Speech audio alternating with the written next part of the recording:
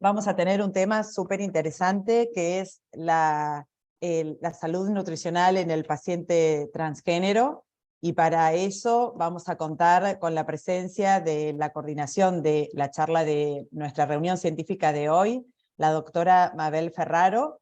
La doctora Mabel Ferraro es médica especialista en pediatría y también es especialista universitaria en nutrición. Está también especializada en diabetes. Es subdirectora del posgrado de médicos especialistas en nutrición pediátrica de la Facultad de Medicina de la UBA. Es coordinadora del Comité de Educación de la Sociedad Argentina de Diabetes y tengo el honor de tenerla también como miembro de nuestra comisión científica en la Sociedad Argentina de Nutrición. Bueno, Mabel, muchas gracias porque este tema fue un tema que fue idea tuya. Lo quisimos convocar porque también Ana estaba pendiente de este tema desde el año pasado y es una reunión que la tenemos pendiente y la verdad que es un tema muy realmente rembombante a nivel de lo que es la sociedad, de los cambios que estamos viviendo, así que nos parece como especialistas muy necesario poder estar actualizados en esto también para poder ayudar a nuestros pacientes. Gracias a todos por estar. Mabel, te doy a vos la palabra. Bárbaro. Sí, bueno, bárbaro. Yo voy a compartir pantalla y realmente ahí estamos. Y sí, muchas gracias por la presentación y la verdad que la idea nuestra fue precisamente hablar de este tema que realmente nos convoca cada vez más como especialistas. Tenemos la suerte de que van a participar dos grupos de trabajo. El grupo de trabajo de diversidad del Hospital de Niños Pedro de Elizalde, es decir, en la edad pediátrica en este punto, y a través de la doctora Yamaguchi, el grupo de trabajo del hospital italiano. Es decir, tenemos, la verdad, la suerte de poder hacer el continuo en este ciclo vital, digamos. Bueno, y para eso entonces vamos a hablar en esta sexta reunión científica de salud nutricional del paciente transgénero. Vamos a tener, como decíamos, 4 disertantes. Primero, ¿de qué hablamos cuando hablamos de transgénero? El marco legal y social. La licenciada en Trabajo Social Silvina Fernández Montovio.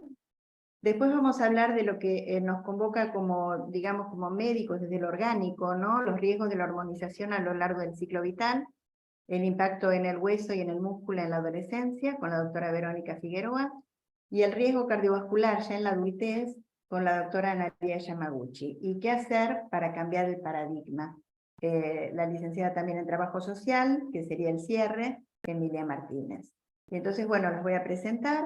La licenciada Silvina Fernández Montovio es licenciada en Trabajo Social, pertenece al Servicio Social del Hospital de Niños Pedro Elizalde y es coordinadora del Grupo de Trabajo de Atención de Infancias y Adolescencias trans en el mismo hospital. La doctora Verónica Figueroa Gacitúa es médica pediatra, especialista en endocrinología infantil, pertenece a la División de Endocrinología del Hospital General de Niños Pedro Elizalde, es miembro del Grupo de Trabajo de Atención de Niñeces y Adolescencias Trans y pertenece al staff del Instituto de Diagnóstico IRIM de Investigaciones Metabólicas. La doctora Nadia Yamaguchi es médica clínica, especialista en nutrición y en hipertensión arterial. Ahí vamos para atrás. Es máster en diabetes, en enfermedad cardiovascular, diplomada en disfunción sexual, docente autorizada en la Universidad de Buenos Aires y miembro, como les decía, del grupo interdisciplinario para la atención de personas trans y géneros diversos del Hospital Italiano de Buenos Aires. Y para el cierre, la licenciada Emilia Martínez, que es trabajadora social egresada de la UBA, jefa de la sección de consultorios externos del Servicio Social del Hospital Pedro de Elizalde, y también es miembro del grupo de adolescencias trans y diversidad de niñeces y adolescencias del Hospital Pedro de Elizalde.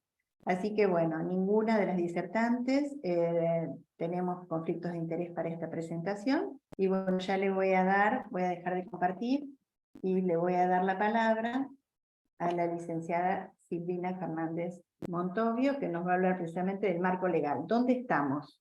Desde lo legal y lo social. Bien, comparto pantalla por acá también. Dale.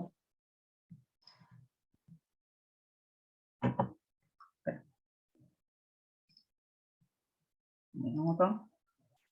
Parece que la pandemia igual no sumó mis conocimientos en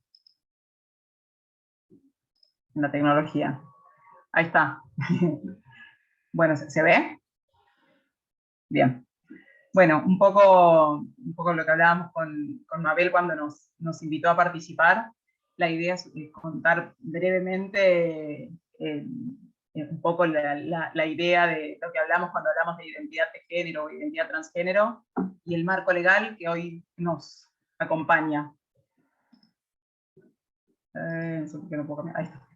En realidad, cuando nos ponemos a pensar en la identidad de género, la identidad de género pone en tensión ciertas normas que hay en la sociedad, ¿no? Normas, como lo verán allí, entrecomillado, justamente porque son normas que fueron construidas histórica y socialmente, y el sistema de salud y sus trabajadores y trabajadoras somos parte de esa sociedad, con lo cual también irrumpe y nos pone en tensión. Particularmente desde el hospital, en el grupo de trabajo en el que estábamos, o en el que se fue formando a lo largo de estos años, ya desde el 2015, perdón, lo que surgió fueron algunos discursos que eran bastante disruptivos en relación a los discursos que solíamos escuchar en las consultas. Y uno a veces tiene dos opciones en esas, ¿no? En esos discursos que no condicen con lo que uno viene escuchando, o para la oreja y presta atención y ver qué está pasando por ahí, o bueno, sigue medio máquina. Y la realidad es que estos discursos un poco se nos imponían, y aparecían discursos de infancias, en primer lugar, y después más fuertemente de adolescencias, donde hablaban de autopercibirse su género de otra manera al cual había sido asignado al nacer, y entonces empezamos a hacernos preguntas y a juntarnos distintas voluntades del hospital para empezar a pensar esta población. Y empezamos a pensar preguntas, si esto tenía que ver con el deseo, con el capricho, con qué era lo que particularmente definía la identidad de género, qué pasaba con los cuerpos, qué impacto tenían digamos, este cuerpo que uno habita, y si ese cuerpo nos define. Esas preguntas nos llevó a pensar en algunos conceptos que los ponemos así como groseramente en el sistema. Perdón, Silvina, ¿puedes acercarte un poquito más al micrófono? Porque hay... Bien, ¿ahí se me escucha mejor? No, alguno comentaba que te escuchaba lejos, ¿sabes? Ah, perdón, no estoy leyendo los comentarios. Gracias por avisarme, Mabel. Trato de hablar un poquito más fuerte o acercarme.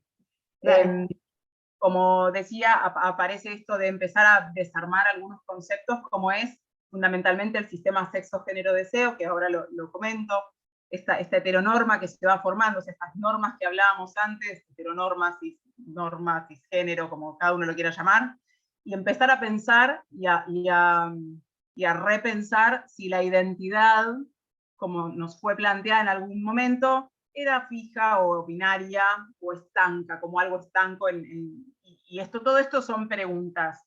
Estas preguntas nos llevan a investigar, a leer, a escuchar historias de personas trans adultas, en donde particularmente, recuerden, nosotros estamos desde el hospital, de niños, niñas y adolescentes, escuchamos en estas historias de personas adultas trans, que esto que venían sintiendo venía siendo percibido desde su niñez, desde su infancia más temprana, inclusive algunos o algunas, y más fuertemente a lo mejor en la adolescencia. Y lo que sí pudimos identificar en esos discursos es que estas cuestiones en la infancia y en la adolescencia en general, cuando no fueron atendidas, estuvieron ligadas a sufrimiento. Entonces empezamos a pensar, bueno, estos son discursos que tenemos que tomar y abordar y acompañar porque están llegando al sistema de salud. Cuando hablamos de la cadena sexo-género-deseo, digamos, estas reglas que se van construyendo socialmente, tiene que ver fundamentalmente con el sexo como un sustrato natural, o sea, con una cierta genitalidad a la cual se le asigna, según tu genitalidad, si sos hombre o mujer. El género, que es ese efecto del sexo donde se le imprimen ciertas características que son culturales, que son roles sociales, estereotipos, que son formas en las cuales deberíamos comportarnos según ese género al cual ha sido asignado. Y lo mismo pasa con la orientación sexual o con el deseo. Si yo soy una mujer, me comporto de determinadas maneras, o se espera de mí ciertas cuestiones en relación a mi comportamiento y a mi rol y funcionamiento en la sociedad, y mi sujeto de deseo tendría que ser un varón y viceversa. Todo esto se plantea como una cadena, por eso hablamos de esta cadena sexo-género-deseo como una cadena causal, ¿no? Como uno lleva al otro. Y en realidad, bueno, es como se va construyendo esta heteronorma o el cisgénero, como querramos llamarlos, en donde todo aquello que queda por fuera de esta norma es visto como el raro, el perverso, el que no es normal.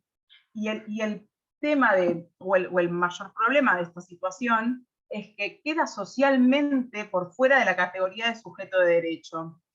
Cuando hablamos de, esto daría como para ampliarlo un montón, pero como para poner algunos ejemplos, si pensamos en el sistema de salud, una mujer trans quiere ir a tener un chequeo de su próstata, o un chico trans o un hombre trans quiere ir al ginecólogo o ginecóloga, puede a lo mejor no sentirse en la sala de espera, o depende cómo sea llamado, no bien recibido o no bien mirado, o inclusive si nos pensamos hace un tiempo, saliendo del sistema de salud, para no pensar que solo pasa en el sistema de salud, cuando íbamos a votar hace unos cuantos años, las mesas se dividían por hombre-mujer.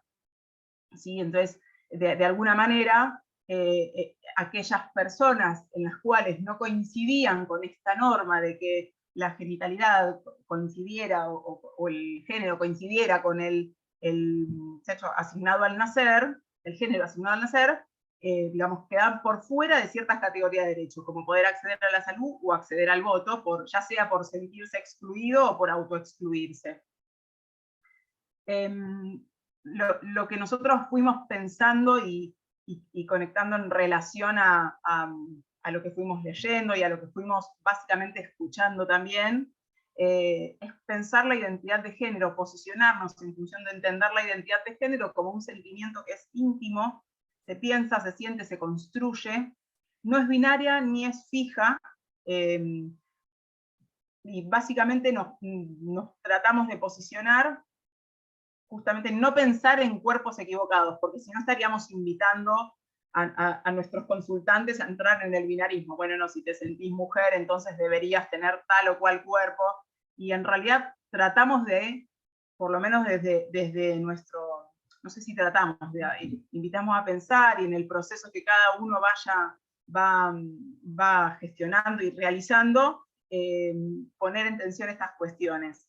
Nos gusta la definición de Mircea Blechmar, que es de un libro bastante progresista en su momento, porque fue a mediados de los 80, donde habla justamente de la identidad como un sentimiento inicial del ser, que se sostiene en la convicción de que inclusive es anterior a la marcación anatómica del cuerpo.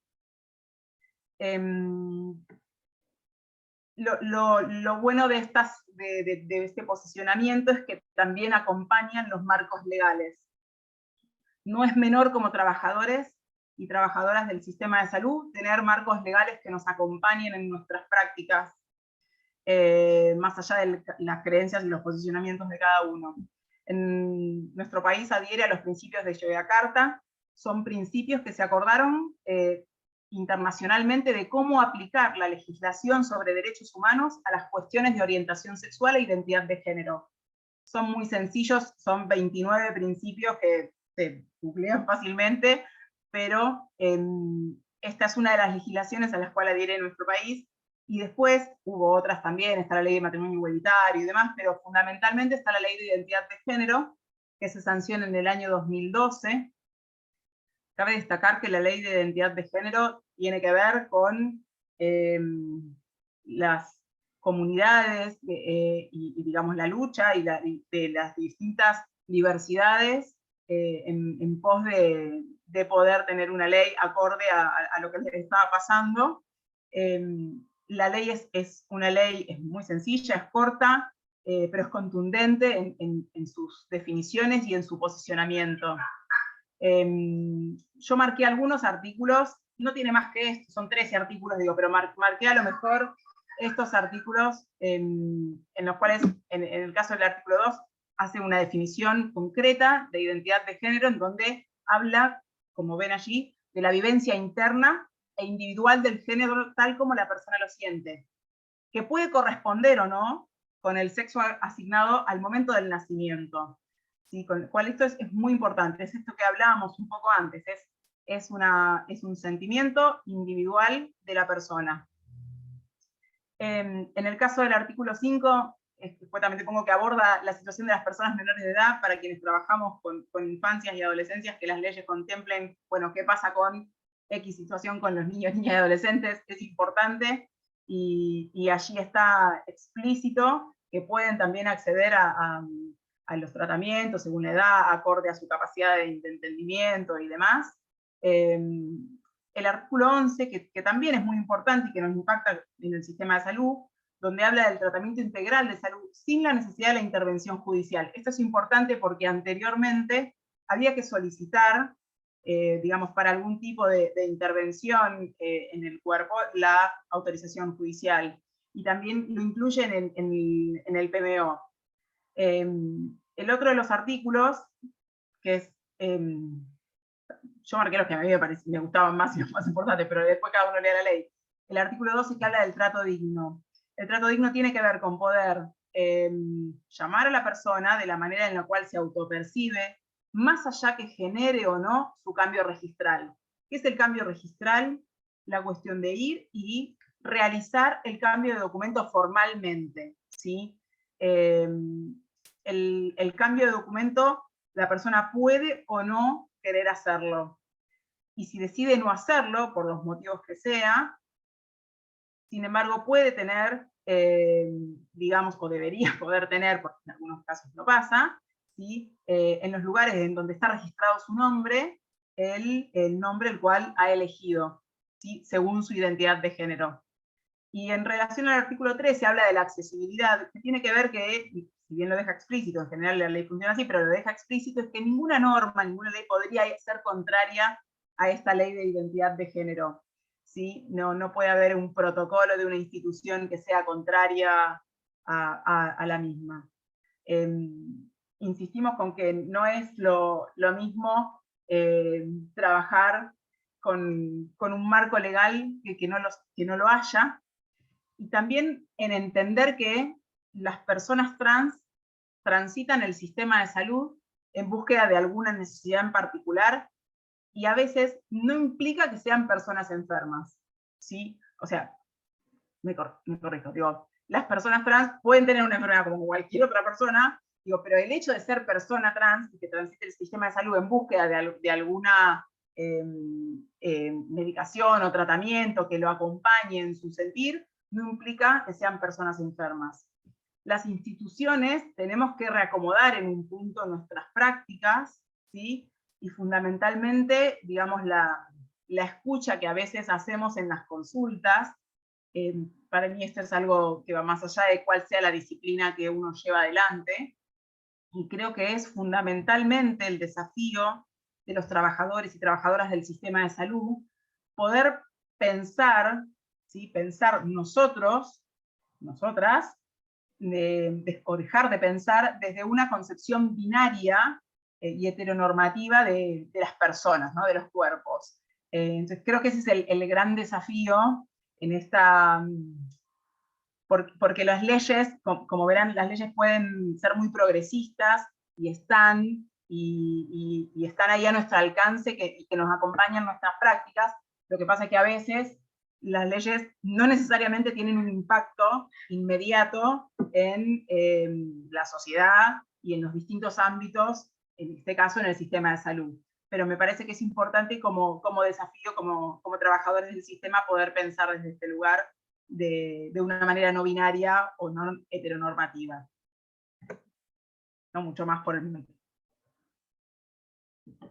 Sí, bárbaro. Bueno, muchas gracias. Sí, así, tenemos el respaldo de la ley, como vos decías, Silvina, ¿no? Ahora también pasa por cómo nosotros nos posicionamos y cómo podemos empezar a cambiar y mirar distinto. Así que, bueno, bárbaro, muchas gracias. Y ahora, bueno, la doctora Verónica Figueroa, ya vamos a transitar cómo impacta desde lo nutricional, desde el efecto de todo lo que tiene que ver con la hormonización, es decir, con parte del tratamiento, que es esta una nueva realidad que realmente nos convoca, ¿no? Que la doctora Figueroa, ya la presenté tempranito, pero bueno, bárbaro. Bueno, hola a todos. Disculpas, entré tarde. Hoy fue un día No, pero está perfecto porque llegaste de correr. hacia tiempo. No. Y vas ¿Querés a que hablar del comparta? efecto en hueso y músculo, ¿no? Sí. El adolescente. Así que bárbaro. ¿Será que comparto entonces? Porque no sé si lo tenían. ¿Se ve? Se ve que se está empezando a compartir. Bien. Para que lo pongo en presentación y me avisan cuando lo vean, porque yo ya lo veo. Ahí ya estamos viendo, ¿eh? Perfecto. Yo Bueno, lo sí. pongo ahí está, bárbaro. Ahí está, super. ¿no? Estamos. Bien. Excelente. Bueno, entonces la idea es contarles un poquito de en qué consiste la parte más médica, que es el tratamiento hormonal, y qué impacto tiene en el hueso y a nivel de músculo y composición corporal. Entonces, para tener en cuenta, lo más importante es ponernos en contexto, y en general estas niñeces y adolescencias trans, cuando van a hacer un tratamiento hormonal es porque están en pubertad, ¿sí? Entonces ya empezaron pubertad. Y tenemos que tener en cuenta que en la pubertad se producen todas estas cosas. Por un lado, se completa el crecimiento. Más o menos un 20% de la talla final es lo que se gana en pubertad. Por otro lado, se empiezan a desarrollarse los caracteres sexuales secundarios en una persona que tiene ovarios y que fue asignada, fue asignada femenina. En algunos lados van a encontrar que se habla como asignado al nacer, otros lados nosotros hablamos más de si se identifica como un varón, es un varón trans. ¿Sí? Sus caracteres sexuales secundarios en la pubertad va a ser inicialmente el desarrollo mamario, y eso se va a continuar de que crezca el útero, hasta terminar en la talla final y en la menarca, en el hábito maginoide. En las mujeres trans o en aquellos que tienen testículos, van a empezar con el desarrollo testicular, el crecimiento peniano, vello, características de voz gruesa, el hábito más androide, la ganancia de masa muscular. Bueno, todo eso se produce en la pubertad. Por otro lado, también es una etapa donde se gana toda la masa ósea que vamos a tener de acá a toda nuestra vida, que nos va a acompañar durante toda nuestra vida adulta, lo que ganemos de masa ósea durante la pubertad. Y después los famosos cambios psicológicos, que esos son muy variables de cada adolescente, pero bueno, todos los hemos vivido de un lado o del otro. Para que tengan en cuenta estos cambios, el contexto etario es: en las personas asignadas femeninas al nacer, entre los 8 y los 13 puede empezar la pubertad. Y en las personas asignadas masculinas al nacer, entre los 9 y los 14 puede empezar la pubertad. Y entonces ahí es donde viene el tratamiento. Y hay dos tipos de tratamientos en personas transgénero. Uno es inhibir la pubertad y otro es lo que se llama reafirmación de género, o, como decimos muchas veces, hormonización, que es cuando empiezan los cambios que son más acorde al género donde se identifican. Cuando hablamos de inhibición puberal, el objetivo del tratamiento es disminuir esta discordancia que se está generando entre un cuerpo que está desarrollando y mi identidad de género que no se ve conforme con ese género con ese cuerpo que se está desarrollando, ¿no? Y por otro lado, además de disminuir eso, genera una ventana de tiempo que en la adolescencia les diría que es bastante fundamental. Un tiempo donde tengan para poder evaluar qué es lo que quieren, qué sienten, qué buscan con ellos, con su cuerpo, y que sea un momento donde puedan pensarlo sin tener eso que los corre, que es el cuerpo que está cambiando. Entonces es como que se pone un parate y que puedan tener un momento de introspección, digamos. Entonces, bueno, eso es lo que hacemos con el tratamiento de inhibición puberal. ¿Cuándo se empieza el tratamiento de inhibición puberal? Por lo menos que tenga un estadio de Tanner 2. ¿Eso qué significa? Que tenga un inicio puberal. En los varones trans o en aquellas personas que tienen ovarios, ese estadio de Tanner 2 se manifiesta como un botón mamario, y en las personas que tienen testículos como un testículo que mide más de 4 centímetros cúbicos. Y eso se suele acompañar de una edad ósea que es más de 10, 11 años, en las personas con útero y con ovario, que el útero ya crece a más de 35 milímetros, que los ovarios miden más de 2 centímetros cúbicos, y si miramos lo que es hormonal, vemos una LH que es mayor a 0,3 miliunidades por mililitro, o en las personas con testículos una testosterona más de 0,6 nanogramos por mililitro. Dicen, bueno, esta persona ya está en pubertad. Y entonces, si quiere tratamiento y no quiere que esta pubertad siga progresando, podemos hacer el tratamiento. ¿Con qué? Con algo que se llama análogo de GnRH, que hay dos medicaciones que son análogos de GnRH. Uno es el acetato de triptorelina y el otro es el acetato de leuprolide, que es lo mismo que se usa en la pubertad precoz, que lo que hace es poner un parate a esta situación, a este cambio del cuerpo, que es algo que es totalmente reversible. Y es inyectable, puede ser mensual o trimestral. Tratamos de usar el trimestral porque son menos pinchazos.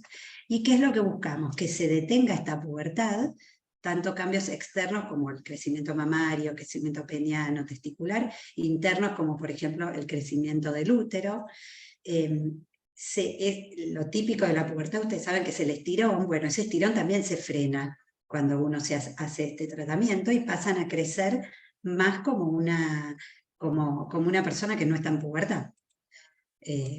Y también se detiene la adquisición de masa ósea, que les dije que es típica de la pubertad, y después veremos que si hay algunos cambios, o sea, en la pubertad se producen cambios en la composición corporal. En general, el tratamiento de inhibición puberal no produce cambios en la composición corporal, sino que deja todo como estaba, digamos. El cambio se va a producir después con la hormonización. Sí, una de las cosas que nos preocupa en el tratamiento de la supresión puberal es la talla. Pero hay bastantes trabajos, y el año pasado salió uno que siguió en Holanda, es donde tienen más experiencia en tratar adolescentes con esto de inhibir la pubertad y después hacer la hormonización. Y ellos siguieron unos cuantos adolescentes, estos son varones trans que recibieron PS, es la supresión puberal, y esto que dice GAHT es el comienzo de la hormonización, y fíjense que las tallas finales se mantienen todos dentro del +1, -1 desvío, o sea, dentro de su rango objetivo genético. Y también evaluaron, por ejemplo, algunos adolescentes que iniciaron la supresión puberal estando recién en pubertad, y aquellos que iniciaron la supresión puberal aunque la pubertad ya estaba bastante avanzada. Y si miramos lo que son las tallas adultas, acá 172, 169, no se olviden que esto es Holanda, que son más altos que nosotros, y si miramos la talla que se predecía al frenar la pubertad y la talla objetivo genética, fíjense que la talla no solo no empeora, sino que incluso superan un poco la talla medio parental, pero digamos que lo que se sabe es que la inhibición puberal no empeora la talla final.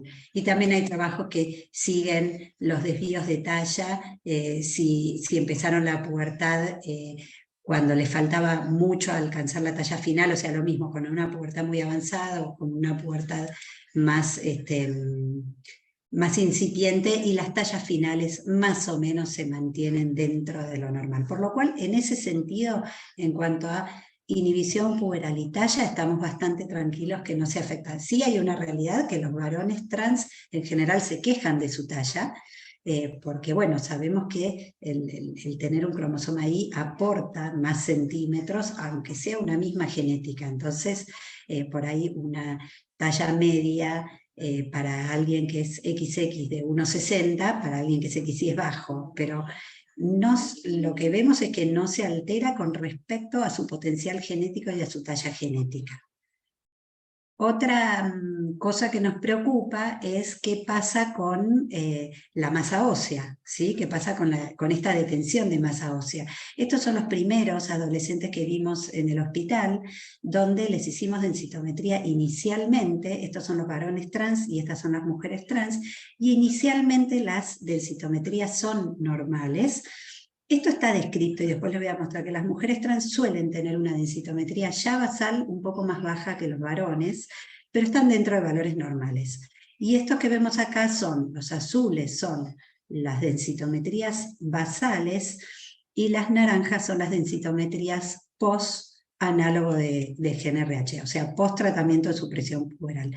Y en general vemos que todas lo más bajo es -2, que es como el límite, pero todas mal que mal se mantienen dentro de los parámetros normales. Y otra cosa que tiene que ver con los huesos es la vitamina D, que es algo que hemos visto en general en todos los adolescentes, no solo en los adolescentes transgénero, pero bueno, hemos visto, evaluando la salud ósea, un importante porcentaje de insuficiencia y deficiencia de vitamina D. Fíjense que si pongo 30 para abajo, o sea, si yo digo, ¿quiénes tienen más de 30 nanogramos por mililitro, que es supuestamente lo que uno espera? Solamente el 15% de los adolescentes tienen más de 30. Si me pongo un poco menos estricta y voy a más de 20, tengo un 40% que por lo menos llegan a 20 y un 60% más o menos que no llegan a 20. Y acá tenemos que tener en cuenta que cuando nosotros, los endocrinólogos, hablamos por ahí de los niveles de vitamina D, y vieron que todos los parámetros dicen más de 30, en general chicos que no tienen factores de riesgo, con más de 20 nos conformamos, pero estos chicos sí tienen factores de riesgo. ¿Por qué? Van a hacer una inhibición puberal, por lo cual deberíamos apuntar a vitaminas D arriba de 30. Estos son los primeros trabajos que mostraban cómo tanto las mujeres son las de abajo y los varones son los de arriba, las mujeres y los varones trans, al inicio de cualquier tratamiento de inhibición puberal estaban dentro de parámetros normales, por arriba de -1, siempre las mujeres un poquito más para abajo que los varones, que el tratamiento con la inhibición puberal disminuye esa ganancia de masa ósea, y esto también porque hablamos de Z-score, que lo comparamos con los pares que sí están en pubertad. Entonces, obviamente en comparación van perdiendo. No es que pierden masa ósea, si uno mira los gramos de centímetro cúbico por centímetro cuadrado, los gramos van aumentando a pesar del tratamiento, pero el Z-score baja. Y después, con el tratamiento de hormonización, van recuperando, siempre los que menos recuperan son las mujeres trans. Estos son los primeros trabajos. Este es un trabajo más nuevo, que lo que ellos buscaron es descriptivo y es observacional. Ellos lo que buscaron fue cuántos pacientes tienen densidad mineral normal y cuántos tienen densidad mineral baja, y cuando miraron que, como ven acá, esto que dice designated males son las mujeres trans, hay un mayor porcentaje de mujeres trans con densidades minerales bajas que de varones trans, y cuando buscaron qué factores tenían que ver con esto, lo único que encontraron es que las mujeres trans, tanto en el grupo de mujeres como en varones, el grupo que tiene densidad mineral ósea baja es el grupo que tiene menor actividad física. Después no encontraron asociación con valores de vitamina D, ni ingesta de calcio, ni con el índice de masa corporal, pero sí con la menor actividad física. Y está descrito que las mujeres trans son las que menos actividad física hacen. Es por eso que se cree que tienen menor masa ósea las mujeres trans. Y por lo cual, en esta área necesitamos más estudios para evaluar la salud ósea en la población adolescente trans, pero sí sabemos que tenemos que recomendar monitoreo de DMO, valores de vitamina D, aconsejar hábitos saludables, ingesta de lácteos y actividad física, como para poder minimizar el daño del tratamiento. Y después vamos al otro tratamiento, que es el tratamiento que se llama de reafirmación de género u hormonización, que ahí sí vamos a ver cambios en la composición corporal. Este tratamiento va a depender del género de esa persona. Una persona que tiene una identidad femenina va a recibir estrógenos, estradiol, y una persona con identidad masculina va a recibir testosterona. Esto es a dosis progresiva, y lo que se va buscando en las mujeres trans es que se vaya produciendo una feminización progresiva, con crecimiento de mamas, con una composición corporal más ginoide, en general aumenta la masa grasa, con la piel más suave, con menor vello corporal, y con la testosterona en los varones trans buscamos una virilización progresiva, con crecimiento de vello, la piel en general se pone más seborreica, más grasa, mayor masa muscular, la composición corporal, el engrosamiento de la voz, el crecimiento del clítoris. ¿Y cuándo se empieza este tratamiento de hormonización? Inicialmente, y las guías internacionales hablan de 16, la realidad es que en todo el mundo se está empezando más a los 15, e incluso hay algunos trabajos que hablan de inicio a los 14 años, y esto simplemente porque iniciar la pubertad a los 16 es generar también un retraso puberal que no solo desde lo biológico, sino desde lo psicológico puede generar un impacto importante, y en un chico que está muy seguro de su identidad, por ahí se podría empezar antes y que no espere hasta los 16 años para empezar a hormonizarse. Cosa que nosotros en el hospital estamos empezando a los 15. Y estos tratamientos de hormonización van a producir algunos cambios reversibles, otros irreversibles. Y como ven en estos cuadros, tanto en los efectos feminizantes o masculinizantes, todo lleva un tiempo. En lo que es redistribución de la grasa corporal y la disminución de la masa muscular en las mujeres trans, recién a los 3-6 meses se empieza a ver un efecto, y el efecto máximo tarda 1, 2, hasta 3 años. Lo mismo en los varones trans con la testosterona, lo que es la disminución de la masa muscular y la redistribución de la grasa lleva algunos meses, logrando un efecto máximo entre los 2 y los 5 años. Y esto es importante porque ustedes saben que los adolescentes tienen esto de todo ya, y hay que ir preparándolos para que esto es algo progresivo. Y les traje algunas cosas de composición corporal. Hay pocos trabajos en adolescentes, hay algunos, por ejemplo, en este trabajo evaluaron 71 mujeres trans y 121 varones trans que hicieron los dos tratamientos, inhibición puberal y reafirmación o hormonización a partir de los 16 años, y evaluaron antropometría, cintura-cadera, DEXA, tanto a nivel basal como antes de empezar el tratamiento, como a los 22 años ya con unos años de hormonización. Y en las mujeres trans lo que vieron es que aumentaba la cadera, o sea, aumentaba la cintura, pero más aumentaba la cadera, por lo cual hay una disminución del índice cintura-cadera, hay un aumento de la grasa corporal total y una disminución de la masa magra. Y en los varones trans aumenta más la cintura que la cadera, por lo cual aumenta el índice cintura-cadera, disminuye la grasa corporal, y sobre todo en la región ginoide, y aumenta la masa grasa, que es lo que vemos acá. Y como vemos, por ahí no llegan es como que quedan en un intermedio. Fíjense que acá lo punteado es, acá están las mujeres cis, acá están los varones, que serían los controles, acá están los varones, las mujeres trans, y acá están los varones trans, que en el índice cintura-cadera, con la supresión puberal no hay mucho cambio, pero cuando empiezan con las testosterona, los varones aumentan el índice cintura-cadera sin llegar al mismo índice de los varones cis. Y las mujeres disminuyen el índice cintura-cadera sin llegar a los varones de las mujeres cis. O sea, como que queda en un intermedio. Lo mismo se ve con la masa grasa, con el aumento de la masa grasa en las mujeres trans, en cambio en los varones trans ven que disminuye, y al revés, con la masa magra en los varones trans aumenta y en las mujeres trans disminuye, pero quedan entre las mujeres, los controles, digamos, las mujeres cis y los varones cis. Este es otro trabajo que es también multicéntrico, observacional. Este lo hicieron en Holanda, y ellos lo que evaluaron es qué parámetros metabólicos tenían.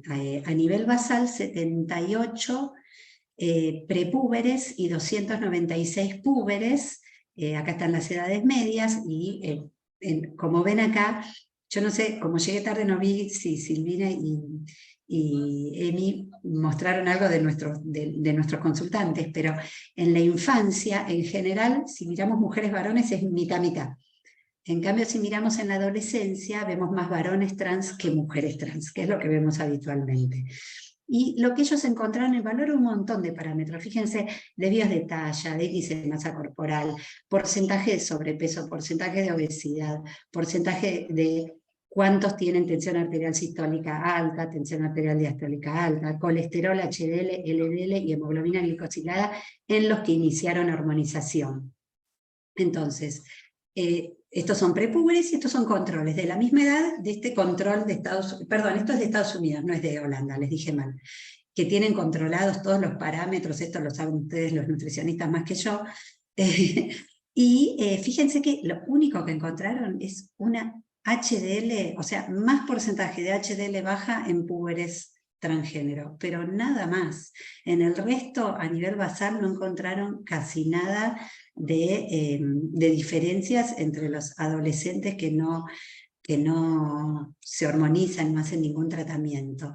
Y en cuanto a los parámetros de índice de masa corporal, este sí es de Holanda, este es un trabajo de Holanda que evalúan 71 mujeres trans y 121 varones trans, ahí están las edades, son bastante adolescentes, empezaron análogo bastante, son adolescentes grandes, porque fíjense que empezaron análogo tardíamente, a los 14, a los 15, y hormonización a los 16. Esto es porque en Holanda son muy estrictos y si tenés menos de 16 y vas a consultar, te van a dar una supresión puberal. Y recién a los 16 vas a empezar la hormonización. Entonces, por eso es que hay algunos adolescentes que a los 15 hacen supresión puberal. Pero bueno, fíjense, estos pacientes que evaluaron un montón de cosas, índice de masa corporal, glucemia, coma, colesterol total, HDL, y se comportan muy parecido, no hay grandes diferencias. En lo único que encontraron, acá también tenés la tensión arterial diastólica, tensión arterial sistólica. En lo único que encontraron es en las mujeres trans hay un poquito más alto el OMA-IR, que eso está descrito, un leve aumento de la insulinoresistencia con la hormonización en las mujeres trans, pero la glucemia no cambia mucho, no hay muchas diferencias, y, a ver si pasa acá, sí, y lo que sí encontraron es una mayor prevalencia de obesidad, sobre todo en trans mujeres y en trans varones, a los 22 años, no a los 15, pero después de un tiempo de hormonización encontraron más prevalencia de obesidad. Nosotros en una cohorte argentina de 4 hospitales de Capital y del Gran Buenos Aires, que son el Elizalde, el Durán, el Sol Ludovica de La Plata y el Hospital Posadas, evaluamos 312 adolescentes, niños, niñas y adolescentes transgénero, 247 varones, 65 mujeres, y la verdad que nosotros tuvimos una prevalencia de sobrepeso y obesidad bastante más alta que la descrita, 40% en el grupo de varones trans de sobrepeso y obesidad, todo junto, sería un 22% de sobrepeso y un 19% de obesidad, y en las mujeres un 30% de sobrepeso y obesidad, que estaba repartido en un 13% de sobrepeso y un 17% de obesidad. Y por último, en este trabajo que evaluaron cuando los adolescentes empiezan la hormonización a nivel basal, entre 1 y 3 meses, entre 4 y 6 meses, y más allá de los 6 meses de tratamiento, ya sea con testosterona en aquellos que tienen identidad masculina, o estrógenos en aquellas que tienen identidad femenina, y evaluaron todo lo que está acá, hematocrito, hemoglobina. Obviamente el hematocrito sube en los varones trans, porque la testosterona sube el hematocrito, pero índice de masa corporal, lipidograma, electrolitos, función hepática, hemoglobina glicosilada, y lo único que encontraron en las mujeres, no encontraron ningún cambio en los parámetros metabólicos, ni siquiera encontraron en la hemoglobina glicosilada. Acá no midieron insulina, midieron hemoglobina glicosilada y no encontraron ningún parámetro. Y en los varones trans, que aumentó el hematocrito y la hemoglobina, obviamente, que aumentó el índice de masa corporal y que disminuyó el HDL, nada más. Pero bueno, esto es a 6 meses a 1 año de seguimiento con testosterona o estrógenos. Por lo tanto, bueno, como a modo de conclusión, para después seguir con la parte de adultos, simplemente dejarles que sabemos que durante la pubertad se producen cambios en la composición corporal, que estos pueden modificarse por el tratamiento en adolescentes, transgénero, especialmente si se inicia precozmente, que tenemos que tener en cuenta que la supresión puberal principalmente lo que va a disminuir es la ganancia de masa ósea, pero que esto después se va a recuperar, y ojo con las mujeres trans, que siempre tienen una DMO un poco más baja ya desde el inicio, por lo cual es importante en esta población monitorear la salud ósea, chequear que tengan buenos valores de vitamina D, que tengan hábitos saludables, ingesta de lácteos, una dieta saludable, bueno, los valores de vitamina D y la actividad física. Creo que eso es lo que podemos hacer y por ahí prevenir morbilidad a futuro. También vemos que nosotros por lo menos observamos una mayor prevalencia de obesidad, por lo cual es importante monitorear la nutrición y los parámetros metabólicos, ya que también es otro factor muy prevenible, y sabemos que necesitamos más estudios prospectivos en esta población para poder conocer mejor los riesgos y anticiparnos a ellos tomando las medidas necesarias. Así que muchas gracias, y acá los dejo con una fotito vieja, acá les digo a Analía y a Silvina que tenemos que actualizarla, de parte del grupo de trabajo de atención de niñeces y adolescencias trans del hospital. Bueno, bárbaro, gracias. Muchas gracias, Vero, precioso. Pero aclarar, por ahí comentar también que ustedes encontraron en el grupo trans un 40% de sobrepeso u obesidad, que en realidad es lo que nos dicen la Encuesta Nacional de Nutrición y Salud para Adolescentes, Sí, ¿no? perfecto, 4 de cada 10, claro. igual que la población general. Así Perfecto, que, bueno, eso me gusta de tu evaluación, porque vemos que estamos es lo igual que... mismo. Bien. No hay diferencia. Bueno, y ahora la voy a invitar a la doctora Yamaguchi, Analía, y mientras ella empieza a compartir pantalla, por ahí había en el chat, nos decían que, bueno, que la ley sería que la hormonización comenzaría a los 16, ¿verdad, Vero? No, en realidad la ley no habla de edades ¿No? de hormonización, no, dice que, de hecho Que la se ley... puede comenzar, ¿o no? Sí, las guías internacionales nombran Sí. eso, la Perfecto. ley no habla de edad. Perfecto. Habla que Bueno, si es un mayor de edad puede definir por sí solo, y si es un menor de edad necesita perfecto. el acompañamiento de los padres. Bárbaro, bueno, muchas gracias. Muchas gracias. Bueno, bárbaro, Analía, todo tuyo. Muchas gracias por la invitación. Bueno, vamos a hablar un poquito de las complicaciones. Pasamos del niño, del adolescente al adulto. Bueno, vamos ahora con el adulto. Primero, a ver. Bien, ¿cuál es el objetivo de esta charla? Primero, ver los derechos que estuvimos hablando un poquito de los pacientes trans, el objetivo del tratamiento de reafirmación de género, el síndrome metabólico que esto genera y dónde estamos parados actualmente. Primero, como dijimos, la ley permite a las personas trans poder ser inscriptas por su documento con el nombre y el género de elección para un tratamiento médico con una adecuada expresión de género. Esto tiene que estar incluido en el PMO y es obligatorio para las obras sociales costear este tratamiento, y por sobre todo lo que dice la ley es que esto no es una patología, o sea que la condición del paciente trans no puede ser tomada como tal, ¿sí? No patologizar al paciente. Cuando salió la ley, hubo por el cambio de DNI, cambio de género, hubo aproximadamente 9.000 personas que hicieron cambio de DNI, o sea que es grande la población. Y hay algo que tenemos que empezar a entender por ahí cuando hablamos un poquito de sexualidad, que tenemos lo que es la identidad de género hombre o mujer, podríamos decir, tenemos la orientación sexual, el sexo de las personas y la expresión, ¿sí? Que son distintas formas que se puede presentar, que no es tan simple.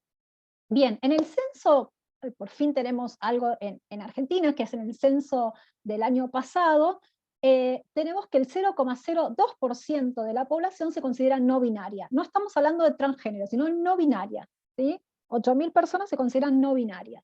No sabemos trans porque aquel que se considera femenino, lo ha puesto femenino, masculino, masculino. Esto en Estados Unidos es el 0,6%. Entonces, eso es como para poner un poquito nuestras estadísticas. Bien, ¿Qué hacemos con la terapia de reafirmación de género? En general, en la mujer trans, o sea, era hombre, pasa a mujer trans, es un patrón femenino de crecimiento de mamas y redistribución de grasa, que es lo que estuvimos viendo. Y en el varón trans, es el cese de las menstruaciones, el desarrollo de una voz más profunda, aumento del vello facial, corporal y aumentar la masa muscular. Bien, ¿qué consecuencias trae esta terapia hormonal? En lo que son las mujeres trans puede haber aumento de TBP y TEP, por supuesto la salud ósea, ya lo vimos, el aumento de cáncer de mama, y lo que es el varón trans, hay un aumento del riesgo de cáncer de mama también, o de endometrio, y la salud ósea. Ambos dos aumentan lo que es el riesgo cardiovascular. Bien, acá tenemos algunos trabajos de reafirmación de género donde podemos ver que hay mayor riesgo de stroke, mayor riesgo de IAM, aumento de la presión sistólica, algunas dependiendo de la terapia hormonal que usen. Hubo aumento de diabetes en los que son las mujeres trans y aumento de triglicéridos. Recordemos que para tener un poquito en este adulto, esta mujer trans es un varón hipogonádico, como si fuera, por ejemplo, podríamos tomar un Klinefelter, ¿sí? Presentamos un caso clínico hace 2 años en la Sana, si quieren ahondar un poquito más en cómo sería, podrían ver eso que creo que está en YouTube. Después acá tenemos otro trabajo donde en esta reafirmación de género también nos vuelve a decir lo mismo, más incidencias de stroke, de TBP, y las mujeres trans que recibieron terapia de reafirmación de género, tuvieron más TBP y más stroke que los hombres y mujeres de referencia. Porque acá está también con quién comparo la población, mujer trans con mujer cis, o mujer trans con hombres cis. Y entonces digo, bueno, acá lo bueno de estos trabajos era que comparaban estos dos grupos. Entonces podemos ver acá otro trabajo donde nos muestra que los hombres trans tenían un aumento de 2 a 4 veces mayor, más IAM, en comparación con los hombres cis y que las mujeres cis respectivamente, que fue estadísticamente significativo. En cambio, las mujeres trans tuvieron un aumento del 2% más de IAM, ¿sí? Con respecto a la población cis y trans respectivamente. Si bien no fue estadísticamente significativo, sí lo que podemos ver es que hay un aumento de colesterol, hay un aumento de hipertensión sistólica y hubo un aumento de diabetes, de las glucemias en ayunas más que de diabetes. Esto fue otro trabajo, un año de seguimiento, que se compara mujeres cis con hombres trans, de 37 personas sanas, inicio del tratamiento de la reafirmación de género, el tratamiento hormonal de reafirmación de género. 2 pacientes se tuvieron que suspender por que estaban con hipertensión arterial y les suspenden la hormonización. Bien, en este caso, acá lo que traigo es 2 trabajos también muy interesantes que vuelven a contarnos lo mismo, un poquito que en la administración de testosterona en estos hombres transgéneros se asoció a más aumento de índice de masa muscular, que es lo que ya estuvieron hablando. Sí hubo aumento de la hemoglobina y el hematocrito, obviamente, porque estamos tratando con testo. Hubo aumento de LDL, disminución de HDL y aumento de la presión arterial. En el otro, lo que podemos ver que en las mujeres trans, en edad promedio de 30 años a 8 años de seguimiento, tenían un mayor índice de stroke y de TBP que con los hombres de referencia. Y estas mujeres trans, con hombres trans, tenían un mayor riesgo de IAM. Así que sí, digamos, aumentó el riesgo cardiovascular en el adulto, que no es lo mismo que en los pacientes pediátricos o adolescentes. Entonces, algunas observaciones que a mí me preocupan actualmente y son las siguientes. Primero, en una encuesta que se realizó en Estados Unidos, de 6.000 personas transgéneros que tuvo esta encuesta y de género no binario, aproximadamente el 25% de los encuestados reportó que se le denegó la asistencia médica, el 30% informó que no habían ido al hospital por miedo a la discriminación.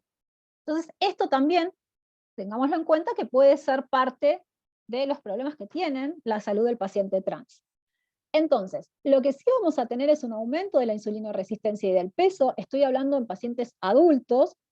Sí vamos a ver que hay pocos controles de salud. ¿Por qué? Por la discriminación que hay actualmente, la falta de médicos especializados en la temática, la marginalidad también de estos pacientes y la edad de comienzo de estos pacientes. Porque, veamos, nosotros hoy estamos comenzando acá la hormonización, la readecuación de género, digamos. Pero estamos viendo que cada vez empezamos más pequeños.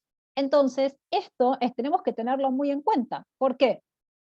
porque cuanto más pequeño es el paciente, más joven es el paciente, hay una acumulación de mayor riesgo cardiovascular. Entonces acá yo traigo este trabajo que es el Cardias, que no es sobre pacientes trans, pero, transgénero, pero sí lo que muestra es que aquellos niños y adolescentes que tenían levemente la presión sistólica aumentada, en el largo tiempo tuvieron mayor riesgo cardiovascular, por esa pequeña carga hipertensiva. Entonces, si nosotros tenemos que el paciente empieza quizás muy joven, cuando llegue a la vida adulta, esa pequeña glucemia alterada en ayunas, esa pequeña milímetros de mercurio de aumento de la presión, ese pequeño LH, que ese pequeño aumento, ese pequeño síndrome metabólico, esa salud arterial no va a ser la misma que cuando empezamos ahora. Si bien ahora ya sabemos que en el adulto tiene riesgo cardiovascular, si empezamos desde más pequeño y estos no hacemos un seguimiento, ese paciente probablemente tenga a largo plazo mayor riesgo cardiovascular. Y encima sabemos que la salud cardiovascular, como me enseñó la doctora Tonietti, comienza en el útero de la mamá. O sea que si ya estamos hablando de una salud materno-fetal y desde niño, o sea, ese chico ya viene con una carga genética, tenemos la genética, la epigenética, y además le ponemos el tratamiento hormonal, a este paciente, si no se le hace un seguimiento, por supuesto a largo plazo, y encima se lo discrimina desde la salud, a largo plazo este paciente va a tener mayor riesgo cardiovascular. Entonces, yo les pregunto a ustedes, ¿qué hago? Porque frente a un paciente que me viene a decir esto y con toda esta información, les propongo a ustedes que voten por sí o por no. ¿Qué hago? Viene un paciente, me dice, bueno, yo quiero hacer readecuación de género. Recordemos también que acá hay algo. El paciente puede querer, por ejemplo, nosotros en el hospital tenemos un equipo que pasa de pediatría adulto y todos los meses nos reunimos para hacer ateneos, por ejemplo, un paciente que quiere hacer una faloplastía o una vaginoplastía, o simplemente pasa de un adolescente que pasa a adultos. Entonces, ya conocemos los casos clínicos porque lo venimos charlando por ahí años antes que el paciente me llegue, yo ya conozco toda su historia de adolescente. Entonces, la historia médica, quiero decir, ¿no? Entonces, bien, el paciente puede ser readecuación de género solo por su vestimenta, podríamos decirlo, por hacer una terapia, por hacer una cirugía, por hacer solamente cirugía y vestimenta, o puede también hacer una hormonización. No necesariamente y no todos, o puede hacer nada de esto y cambiar su DNI. Entonces tenemos que tener la cabeza bien abierta, primero como dijeron en un principio, ¿cómo querés que te llame? ¿Sí? ¿Cómo? O neutro, yo tengo pacientes que dicen yo neutro, bueno, perfecto, entonces será neutro. Pero en esto tenemos que empezar nosotros a hacer todo un ejercicio. Así que yo les propongo a ustedes que voten ahora en el chat por sí o por no. Viene un paciente y me dice, sabiendo todo esto y habiendo armado la historia clínica del paciente y sabiendo que, por ejemplo, puede llegar a tener familiares, padres, madres de hipertensos con diabetes y quiere readecuación de género, ¿qué hago? Le digo que sí, le digo que no, sabiendo todo esto. A ver, Mabel, ¿qué contestar en el chat? Ver, ¿Sí o no? vamos a ir mirando. Ya hay algunas inquietudes. Por ejemplo, nos preguntan si no habría que hormonizar desde más grande, ¿viste? Con todos estos riesgos. ¿No hay motivo para hormonizar desde más grande? Y Florencia nos pregunta también si por ahí se deben considerar los antecedentes familiares de riesgo en relación a la insulinoresistencia o a la obesidad, y que no sería a lo mejor un antecedente familiar de riesgo contraindicación de alguno de los tratamientos hormonales para adecuación de género. A ver, también sostienen que, bueno, es muy importante el trabajo interdisciplinario. A ver, sí, no, a ver. Está variado, ¿eh? No, sí. Bien. Sí, quiere decir que hormonicen, ¿no? Sí. El afirmativo es la hormonización. Hay Bien. mayoría de hormonización. Bien, excelente. Bueno, les voy a traer esto. Recuerden. Pero hay algunos no también, ¿eh? Algunos bueno, no. les cuento, les traigo este artículo que es muy, muy, muy interesante. ¿Aumentó el riesgo cardiovascular? Sí, señores, señoras, aumentó. Pero bajó los trastornos de la conducta de la alimentación, bajaron los problemas de salud mental, y tener en cuenta que esta población tiene un promedio de expectativa de vida de entre 35 y 40 años. Señores, estamos frente a una población que no vive hoy más de 40 años. ¿Por qué? Porque no tiene acceso, primero a su documento, acceso a un trabajo digno, entonces terminan trabajando en la prostitución, adictos, HIV, todo esto hace que esta población tenga un promedio de vida de 40 años. ¿Cómo no le vamos a dar la hormonización? Pese a todo esto. Ahora, ¿cuál fue uno de los grandes problemas? El 25% fueron reportados que se les negó la asistencia médica. Entonces ya el problema es nuestro. Veamos qué estamos haciendo.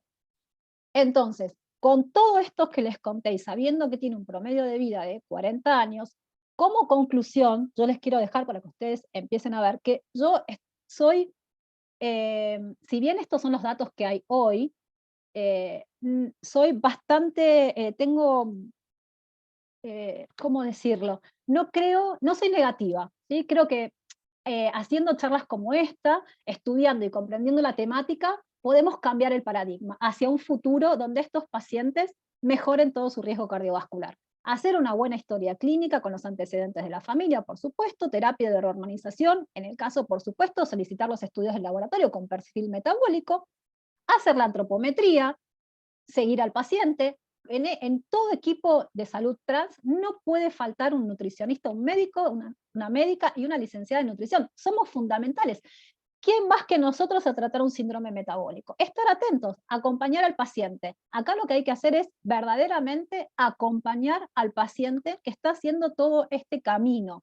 No olvidar también que vamos a estar frente a un paciente una mujer trans que va a hacer un control de próstata, a un paciente hombre trans que tiene que, no se olvide de hacer su mamografía, sus controles ginecológicos, ambos casos recuperar la salud ósea, como ya estuvimos hablando.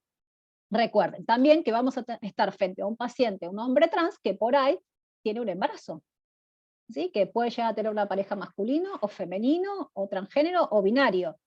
Y ese hombre trans va a tener un embarazo que hay que hacerle seguimiento. Entonces, comprender, abrir nuestra cabeza, no discriminar, comprender la temática, puede cambiar el futuro y el paradigma de estos pacientes, especialmente si ya desde pediatría, desde adolescencia, tenemos médicos formados que ya hoy en día hacen un seguimiento y viendo cómo están sus parámetros metabólicos, cómo está su salud ósea.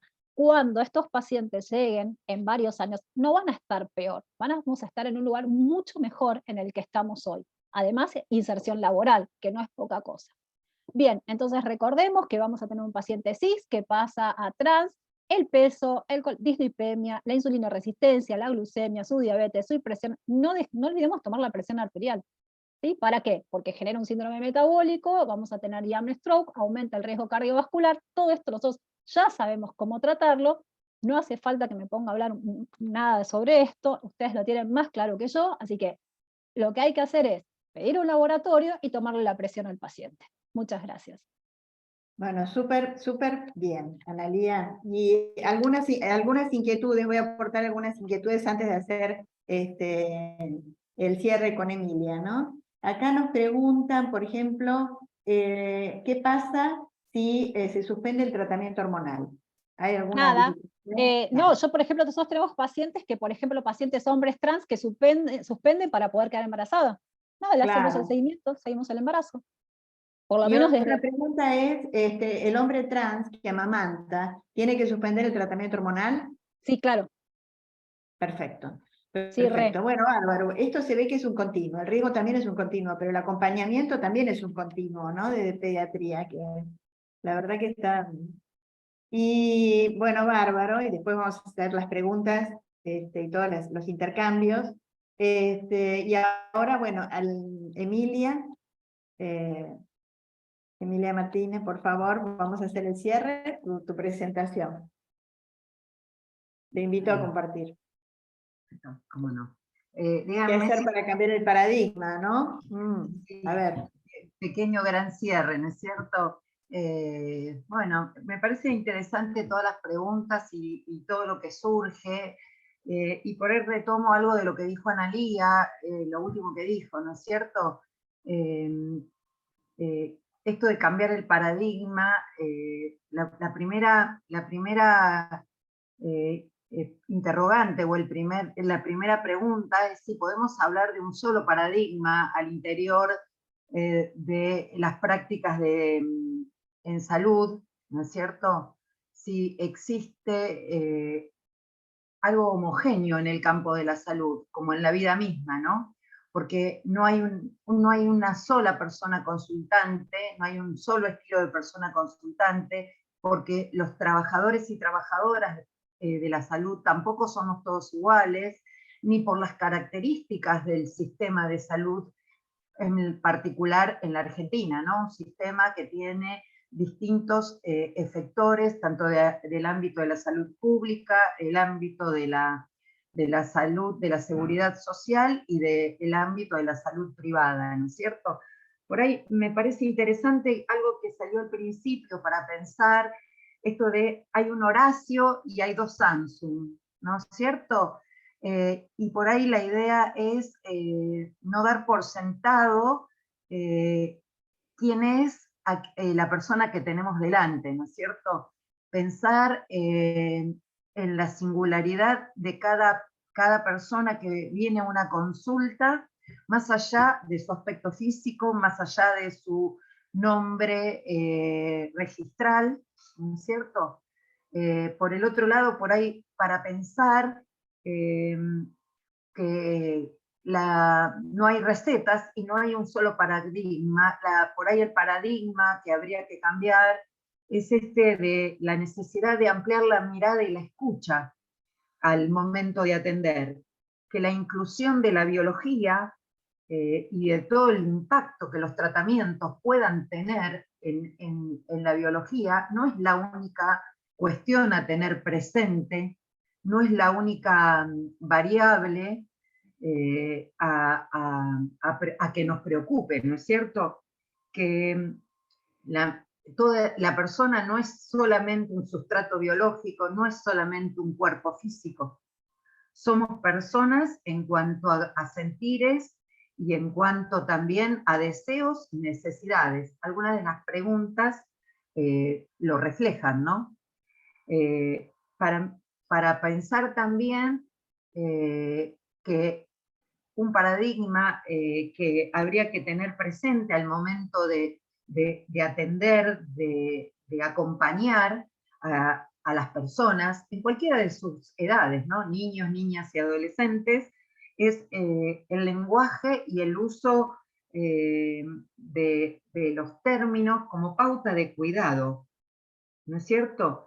Por ejemplo, que la mirada esté puesta en la singularidad de cada historia, que pensar en la salud como una idea de proceso y relato, donde la persona que llega a nuestro consultorio tiene una historia atrás y que las cosas que le importan y las cosas que necesitan van más allá de los valores deseables o de los valores adecuados, que el sufrimiento no solo tiene que ver con el aumento del riesgo cardiovascular,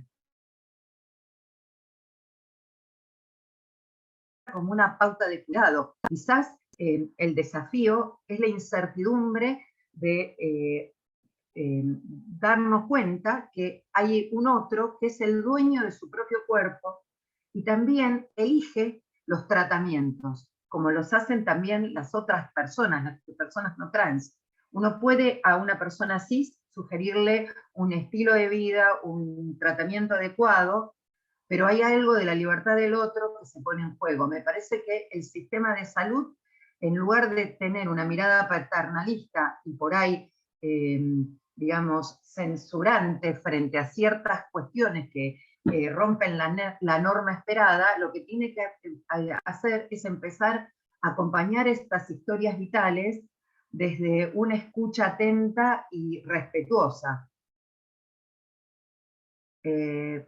Por lo tanto, por ahí como interesante es pensar que más allá de especializarnos, más allá de leer un montón, me parece que la perspectiva de atención desde la perspectiva de género y desde la perspectiva de derecho es el gran desafío, que a pesar de nuestras propias incertidumbres, nuestras propias dudas, y hasta a sabiendas de que hay situaciones que pueden poner en riesgo la salud física de alguien, la idea es que el total de la persona implica mucho más que el riesgo cardiovascular o el riesgo de aumento de peso, ¿no es cierto?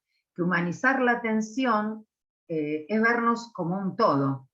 Creo que es un gran desafío porque desde las academias nos llevan a pensar en heteronormas.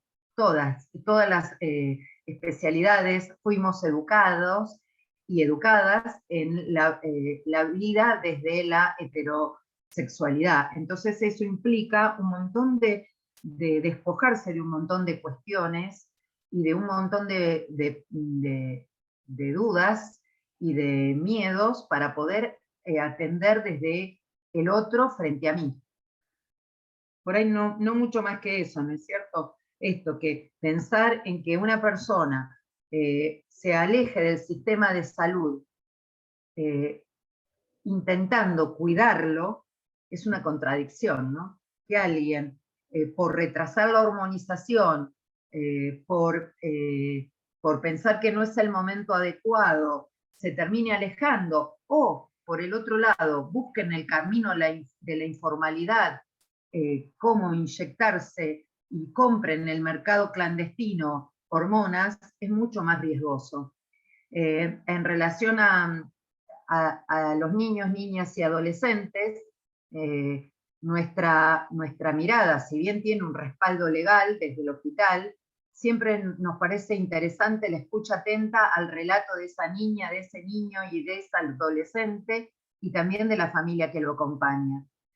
Por eso me parece que el gran desafío es que en el cuidado que queremos hacer de las personas trans, no las dejemos desamparadas, porque la gente, cuando el sistema no cuida, lo busca por otro lado. Nada más que eso. Excelente, buenísimo. Sí, así es. Muchas gracias. La verdad, muchísimas gracias a todas. Fue muy enriquecedor todo esto, además todos los aportes. Es así, ¿no? Nosotros como equipo de salud, como tenemos que acompañar el deseo del otro o otra, ¿no? Es decir, es nuestro rol, el acompañamiento y la mejor opción posible. Hay preguntas, por ejemplo, Vivi Kramer nos pregunta ¿qué hay en cuanto a trans y trombofilia? ¿Tenés alguna, a lo mejor Analía, no sé? No, no tenemos. No, era de hoy eso. No, seguramente, ¿no? Se supone que puede haber, Sí, pero no hay... hay no aumentos tenemos. de TBP, pero más que eso no tengo. O sea, no sé, Verónica. No, sí, A ver, o sea, Vero.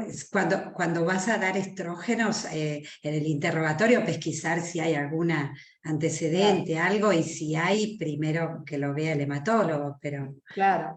no hay nada así Perfecto. publicado. A ver, quería mirar en el chat si hay algún otro comentario. A ver. Comentario con respecto a todo esto, y decirles que la verdad me encantó la presentación mientras vas haciendo preguntas, Mabel, pero quería decirles que en nuestro país 6,6 de los argentinos tienen sobrepeso y obesidad. Claro. Y siendo una patología de tanta frecuencia, sin embargo, son estigmatizados, y el año pasado se publicó en la Sociedad Argentina de Nutrición, en nuestra revista, un trabajo hecho por la doctora Mónica Katz con Vanessa Anger, hablando de que justamente, lamentablemente, los que más estigmatizamos somos los médicos, y justamente cuanto más antigua es nuestra matrícula, es peor la estigmatización. Entonces, primero pensé en eso, en una patología de alta prevalencia que todavía no se considera enfermedad, se considera... Entonces, imagínense ustedes, están hablando de una minoría, pero nosotros tenemos una mayoría que no pueden ni siquiera acceder al tratamiento farmacológico. Entonces, eso por un lado, para que nos deje pensando a todos. Y segundo, estaba pensando cuando para el HIV, que se morían todos nuestros pacientes, cuando yo empecé nutrición, en soporte nutricional, en el Hospital de Clínicas, cuando salió la medicación de retrovirales, nuestros pacientes empezaron a tener síndrome metabólico, pero antes se morían.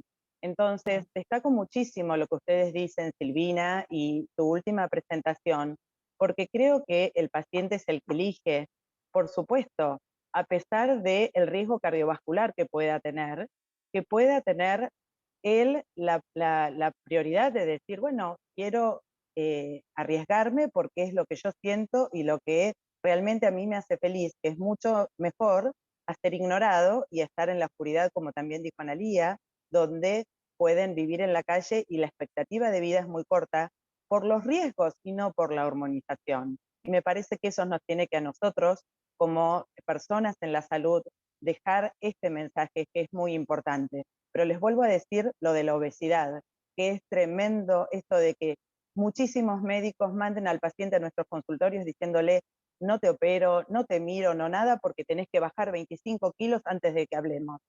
¿Y cómo hace la pobre persona, no? Entonces, hay muchísimo por hacer.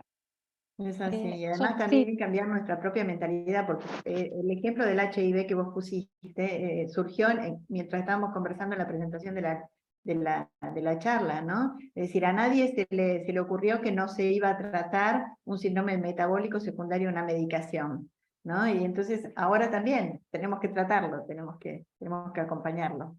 absolutamente. Además, no es una opción no dar el tratamiento hormonal o la reecuación, no sé, del tórax o la faloplastía. Ustedes no saben lo feliz que se sienten los pacientes, los hombres trans, cuando tienen una faloplastía. Yo no les puedo explicar, y aguantan cosas dolorosísimas, que es 3 veces más doloroso que una, digamos, por todo lo que hay que hacer y demás. Yo no traje imágenes, nada, porque extendería más de lo que era esta charla.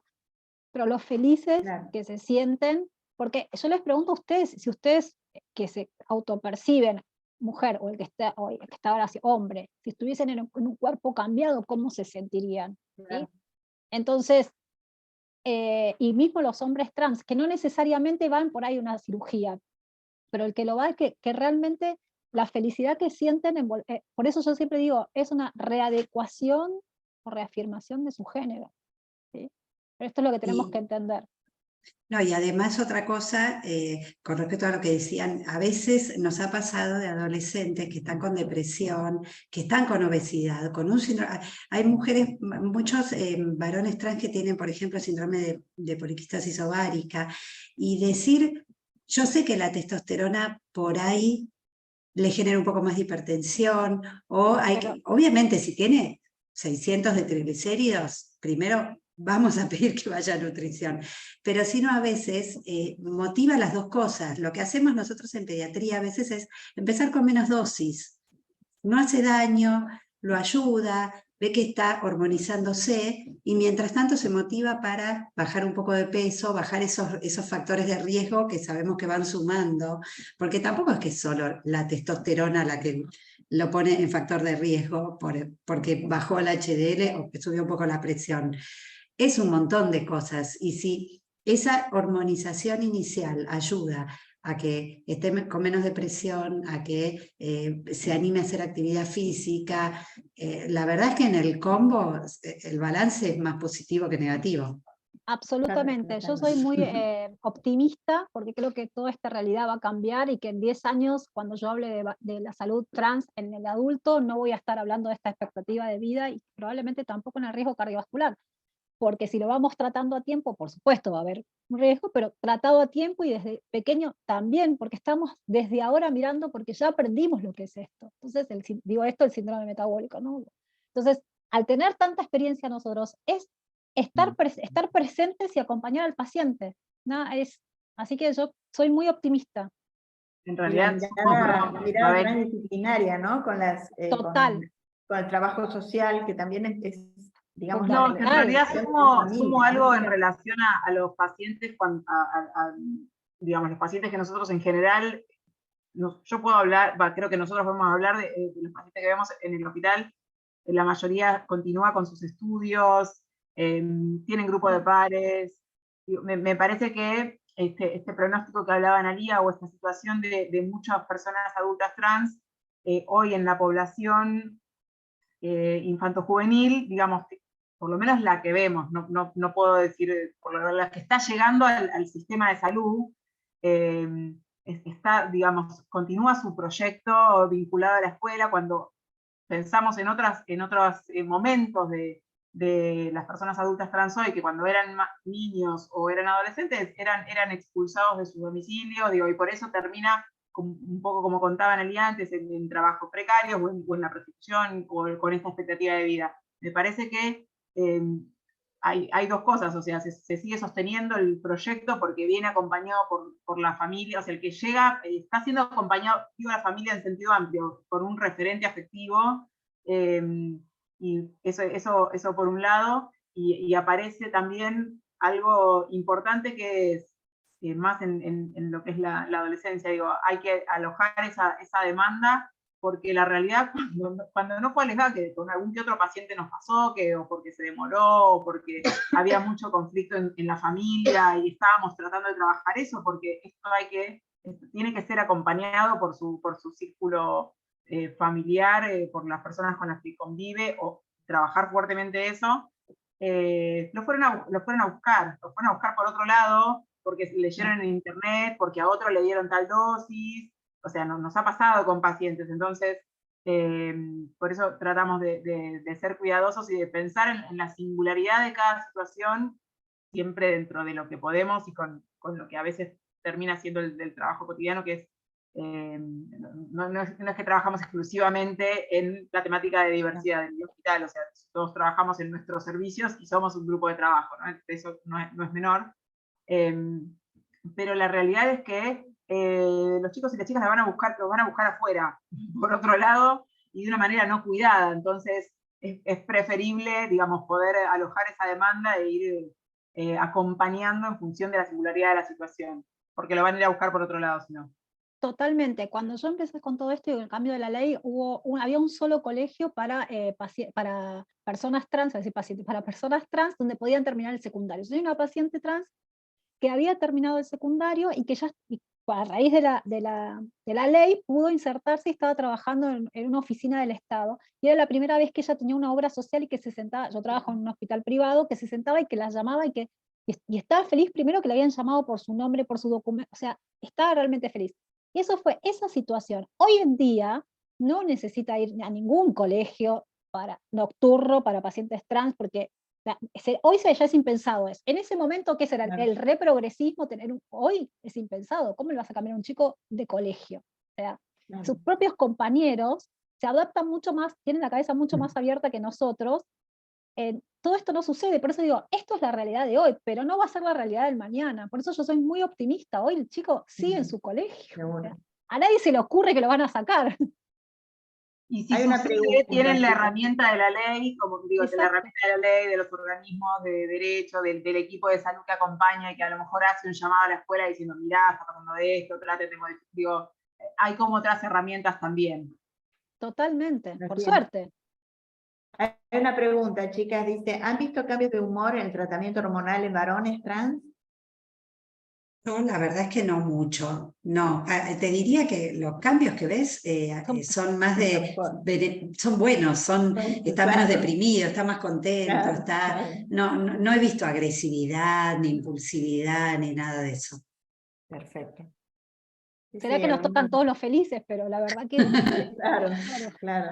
están felices. Bueno, bárbaro. No sé si hay alguien quiere hacer algún comentario, alguien de... Acá preguntan qué Sí, sucede sí, si sí, la ¿no? persona se arrepiente.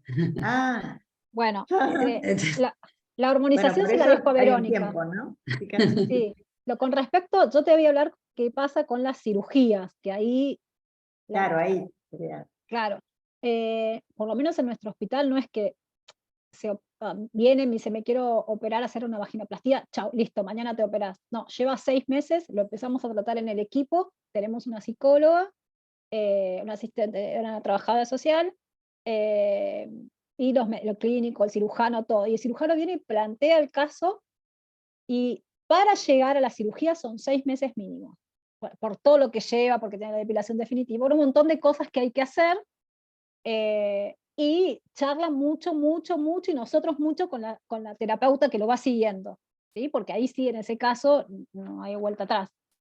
Nunca pasó que el paciente se arrepienta. La hormonización se la dejo a Verónica. No, con respecto a la hormonización, primero hay que separar qué es arrepentirse y qué no. La verdad es que de los adolescentes que nosotros vimos en el hospital, una sola chica que vino como un varón trans se arrepintió en cuanto a que se reidentificó con su género asignado al nacer y está feliz y dice que no se arrepiente de haber pasado lo que pasó si lo ayudó a encontrarse.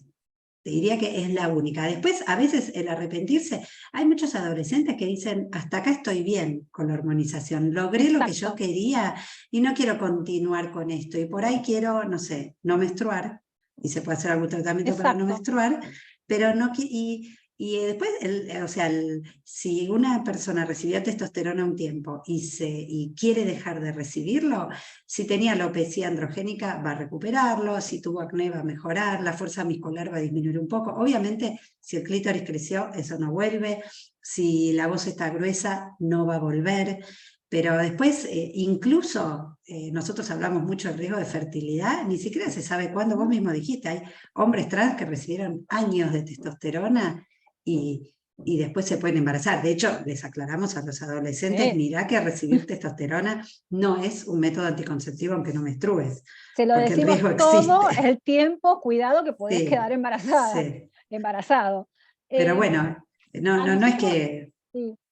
A nosotros nos pasó un paciente que venía de pediatría y en la adolescencia empezó con que quería que lo llamen masculino, después otra vez envuelto en femenino, después en neutro, entonces nunca se le dio el tratamiento hormonal, sino que se lo iba acompañando, y cuando pasa a la edad adulta, consideramos con el equipo que todavía no estaba totalmente definido. Entonces nosotros lo seguíamos apoyando y bueno, a ver, ahora, dice, mirá, Analia va a ir a clínica, y yo, bueno, ahora en neutro. Y yo ya sabía que tenía que hablar en neutro. O sea, es ir acompañando al paciente y no estar diciendo, bueno, sí o sí tenés que hacer la hormonización. No, un momento, podés hacer... Por eso, porque a veces, tal cual, hay que tener en cuenta eso, que no porque tenga una identidad de varón, tiene que virilizarse al máximo. Absolutamente. Y salir de ese contexto. Yo tengo una paciente tal cual. Del binario, ¿no? Sí. Nosotros tenemos que salir del binario. Yo tengo un paciente, un varón trans, que todavía está con mamas, no quiere hacer tratamiento hormonal y lo que está esperando hacer su readecuación de tórax. Nada más, que es lo único que quiere hacer. El resto ya está bien así con su cambio de documento. Así que es diverso y nosotros tenemos que salir de uno u otro, digamos. Acá y tampoco con qué pareja hay que preguntar y yo lo único que le digo es, como dice Verónica, ojo que te puedes quedar embarazada. Bueno, vamos acercándonos ya a las 8:30, ¿no? No sé si cada uno quiere hacer algún comentario o Victoria para hacer un cierre. ¿Algún comentario más? Agradecer haber escuchado hasta ahora.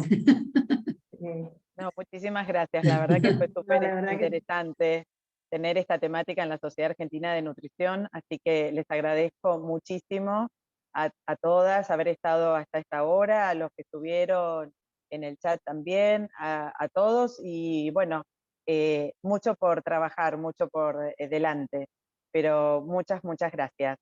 Gracias, Mabel, por la coordinación, por haber buscado gente tan idónea en el tema, porque en realidad eso también es con mucha experiencia, ¿no? Que nosotros por ahí tenemos en nuestros trabajos. Bueno, muchísimas gracias. Gracias por todo. Gracias a todos y nos vemos. Gracias. Gracias. Hasta pronto. Chau.